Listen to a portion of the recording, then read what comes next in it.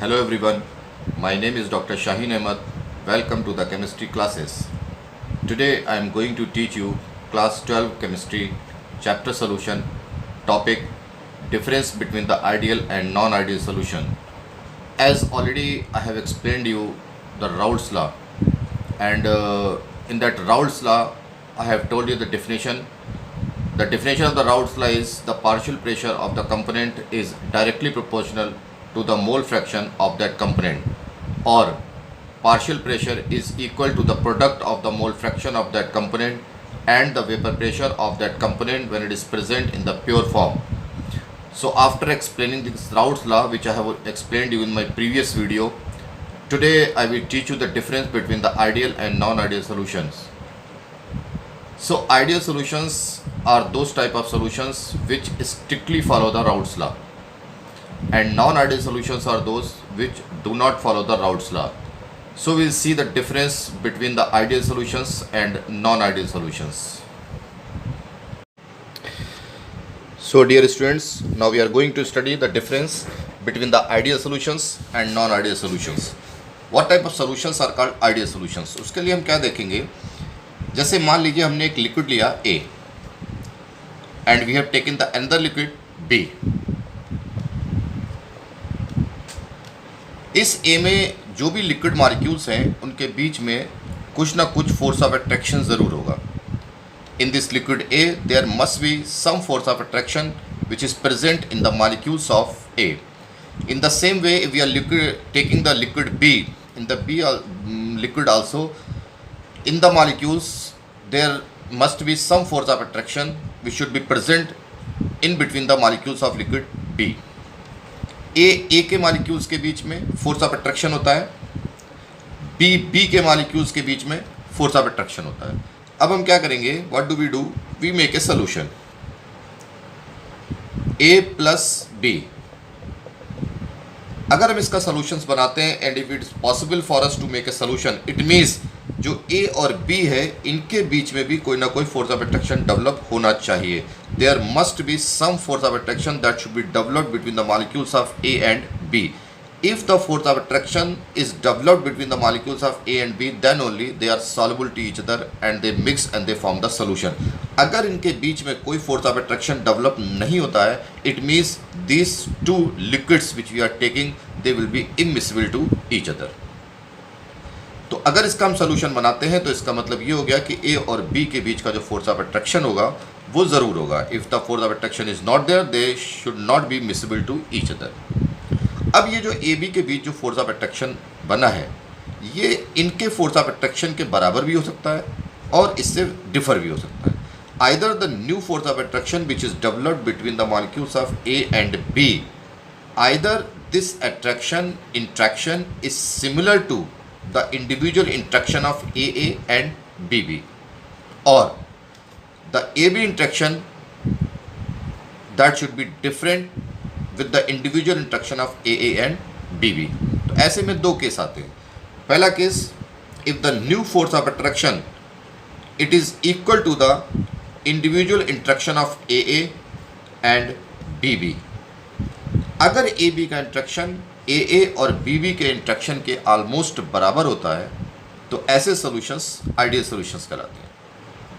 और अगर ये AB का interaction it is not equal to AA and BB, then they form non-ideal solution. तो जो पहला डिफरेंस है, जो first difference that we are going to study between the ideal and non-ideal solution is this. In the ideal solutions, the new force of attraction which is developed between the molecules of A and B, that is almost similar to the individual interaction of AA and BB. So that is ideal. And non-ideal में AB interaction is not equal to AA and BB. जब ये interaction almost बराबर होता है तो जो interaction इसका वही इंट्रैक्शन इसका और वही इंट्रैक्शन नया force of attraction which will be developed between the molecules of A and B. ऐसे में जो वॉल्यूम है वो ऑलमोस्ट सेम रहता है. जैसे मान लीजिए for example this I take 100 ml and this also I take 100 ml, then final volume will be 200 ml. ऐसे में जो फाइनल वॉल्यूम है that comes same as the sum of the individual volume of both the component A and B. Components का जो total volume है that is 100 plus 100 200 and the solution का जो total volume है दैट इज 200। तो ऐसे में जो difference in volume we will calculate, तो डिफरेंस इन वॉल्यूम का मतलब हो गया final volume minus initial volume. तो final volume is 200, initial volume is 100 plus 100 that is also 200। तो 200 माइनस 200, तो ऐसे में जो डेल्टा वी है द सेकेंड पॉइंट, इसका जो डेल्टा वी है that comes zero. What is the mean of delta V zero? Final volume that is similar to the initial volume.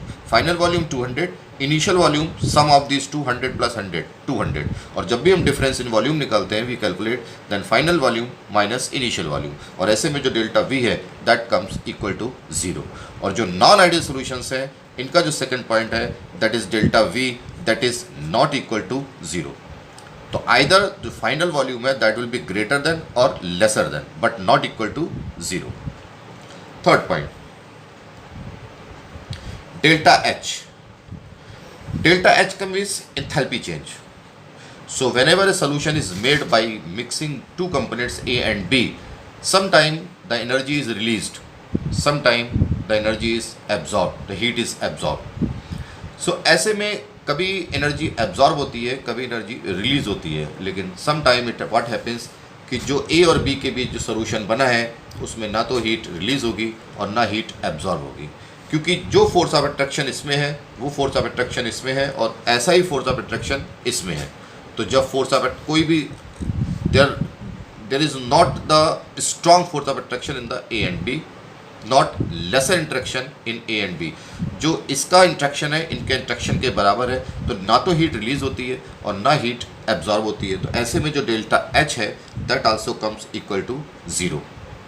और जो नॉन आइडियल सॉल्यूशंस है उनका जो डेल्टा एच है that is not equal to zero.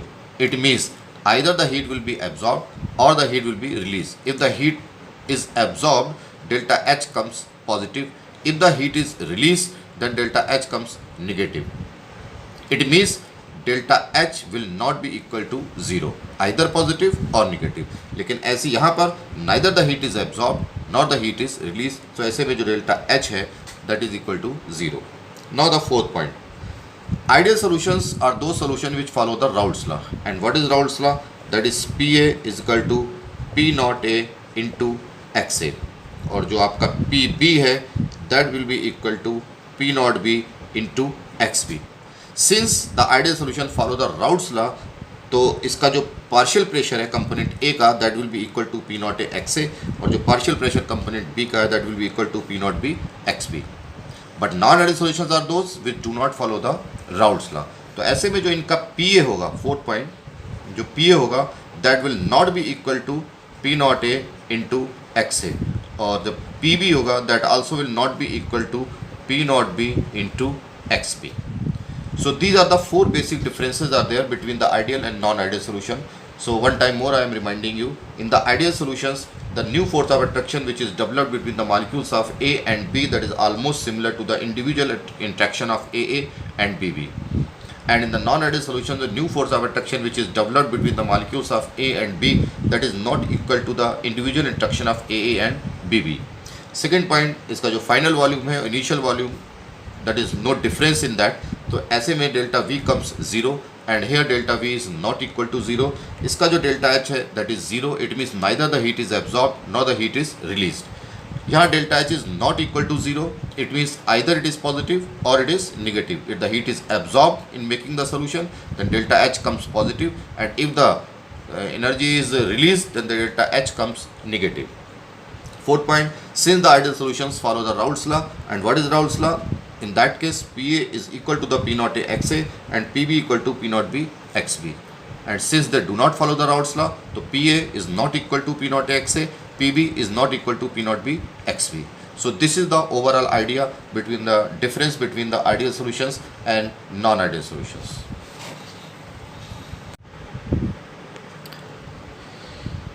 Students, now we are going to study separately the non-ideal solutions, and non-ideal solutions are those solutions which do not follow the Raoult's law, and these solutions again are of two types, showing positive deviations from Raoult's law and showing negative deviations from Raoult's law. So what happens in those solutions which show positive deviations from Raoult's law? See, in the same way, I take a liquid A and I take a liquid B. Now I mix both these liquid and I form a solution. By mixing both the liquids A and B. When we mix up the components A and B, then again there are two possibilities as I have described you between the ideal and non-ideal solutions. कि if this A interaction between the A and B, either it is similar to A and BB or it is different. Different means either the AB interaction that will be greater than the AA and BB or it is lesser than AA and BB. If the AB interaction is lesser than AA and BB, then these type of solutions, they show positive deviation from Raoult's law. And what happens in the negative deviation? The same component I take, component A and component B. Now I mix up both these and I form a solution. A and B. I mix both these. So as I told you कि इसका जो new force of attraction है ये ज़्यादा भी हो सकता है, कम भी हो सकता है. Either it will be greater than the individual interaction और इट इज़ लेसर देन. यहाँ पर क्या हो गया? A B interaction is lesser than A and B B. Then this solution show the positive division from Raoult's law. Here what happens, जो A B interaction है that will be greater than A and B B. So if the AB interaction is lesser than AA and BB, these solutions show the positive deviation. If the AB interaction is greater than AA and BB, then this solution show the negative deviation from Raoult's law. How they show the deviation, positive or negative, that I will let you know just after 5-10 minutes. Now this is the first point. In these two differences, the showing positive deviation and showing negative deviation from Raoult's law. Now the second point. इस solution में क्या होता है, जो A B interaction है that is lesser, and if the A B interaction is lesser then what happens, जो इनके बीच का फोर्स ऑफ अट्रैक्शन होता है that is little weaker. A में जो फोर्स ऑफ अट्रैक्शन होगा, बी में जो फोर्स ऑफ अट्रैक्शन होगा, और जो ए बी का फोर्स ऑफ अट्रैक्शन होगा, तो जो ए बी का फोर्स ऑफ अट्रैक्शन होगा that is lesser than A and B B.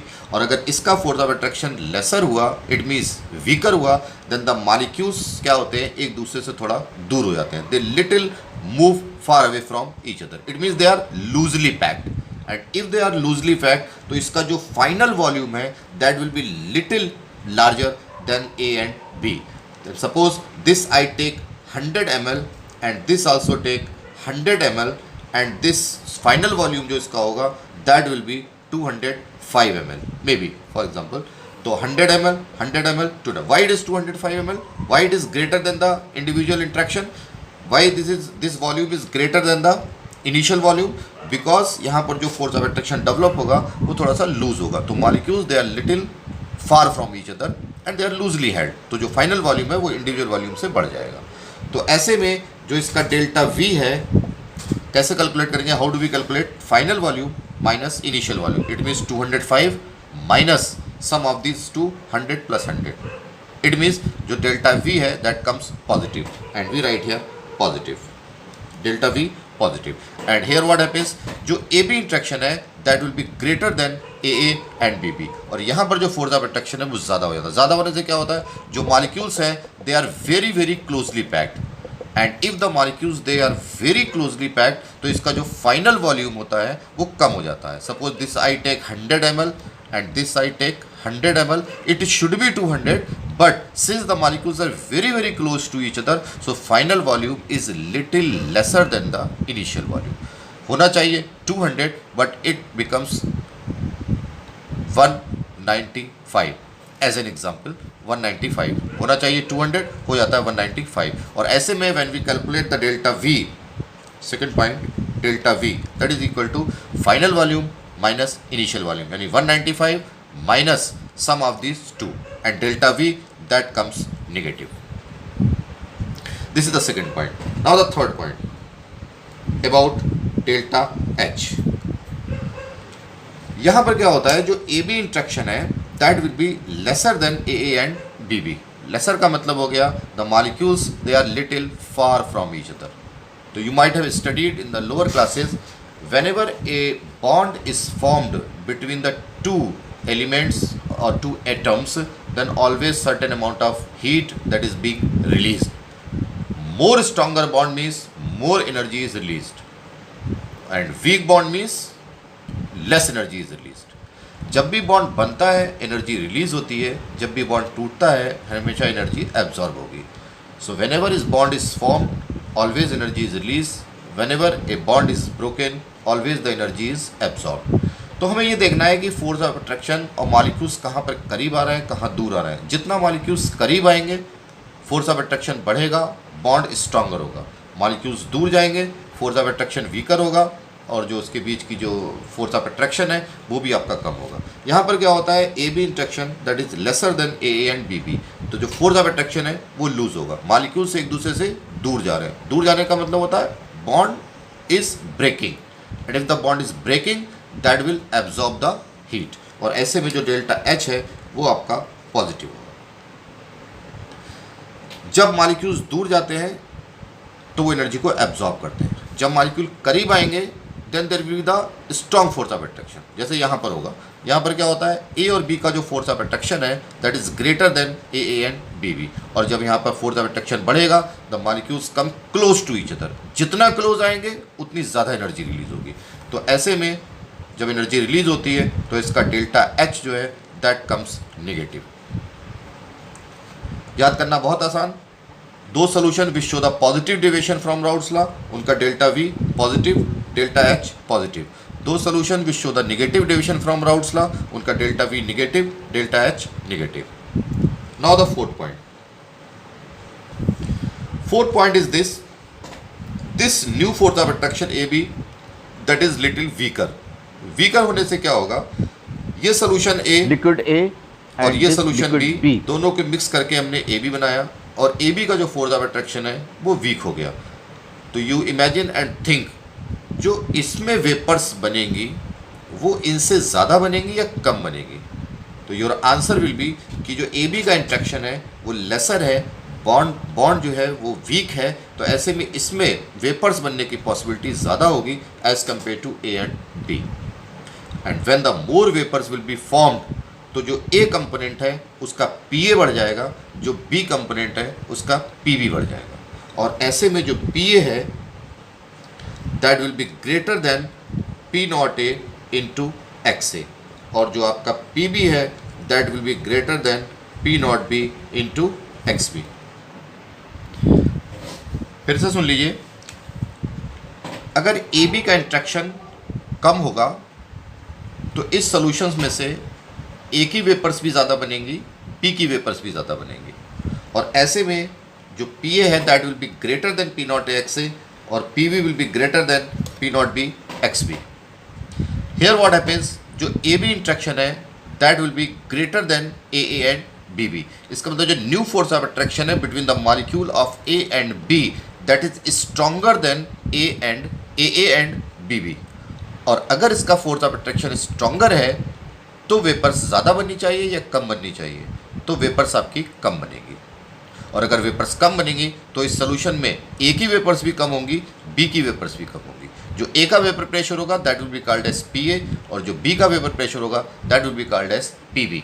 तो ऐसे में जो पी ए है that will be lesser than P nought A into X A, और जो पी बी है that will be lesser than P nought B into X B. So these are the four basic differences between the solution showing the positive deviation and negative deviation from Raoult's law. Now finally we will try to understand the non-ideal solutions with the help of graph. So as I told you, non-ideal solutions are of two types, showing positive deviation and showing negative deviation. So what I told you, if the AB interaction is lesser than AA and BB, then what happens? A and plus B, when we mix to each other, then they form solution. And here the force of attraction which is developed between the molecule of A and B, that is less than A and B. So if it is less than, then the molecules are loosely held and they form more vapors as compared to the liquid solvent. Whatever the vapor that will be formed by A, that is called PA, and the vapors formed by B, that is called PB. तो ऐसे में जो PA है that will increase and PB will also increase. Then we see the Raoult's law. This is the graphical representation of Raoult's law. So those solutions which follow the Raoult's law, they are called ideal solutions, और उनका जो graph है that is exactly like that. लेकिन जो non ideal solutions है, their graph is not exactly like that. जब force of attraction weaker होगा तो ए की वेपर्स पीए और बी की वेपर्स पीबी, दोनों का मैग्नीट्यूड बढ़ जाएगा. ये this is the graph of PA according to Raoult's law. But now the PA will increase. When the PA will increase, तो actual graph of this type of solution that comes this way. PA will increase, the PB will also increase, and when the PA increases, PB increases, then the P total also increases. So this is the graphical representation of those solutions which show positive deviations from Raoult's law. PA increases, PB increases, P total increases. Now here you see the AB interaction is greater than AA and BB. Here the force of attraction which is developed between the molecules of A and B, that is stronger. And if it is stronger, तो जो vapors है that will be formed from A, that will be less, and the vapors formed from B, that also will be less. It means जो PA है that decreases and PB also decreases. So when the PA decreases, the graph comes downside this way. PB decreases, that graphs also comes downside this way. So in this, the PA decreases, PB decreases. So when the PA and PB both decreases, then P total also decreases. So in this type of graph, that is called negative deviation from Raoult's law, because the graph of this type of solution, they put the negative side, downside. This type of solution, they show the positive deviation because their graph is positive side, upper side. So this is the graph for upper side, positive deviation, graphs for downside, negative deviation. So as I told you, PA decreases, PB decreases, so P total also decreases. और इसका जो total pressure है, that will be lesser as compared to the Raoult's law. And here जो P total, that will be larger than the Raoult's law. Thank you.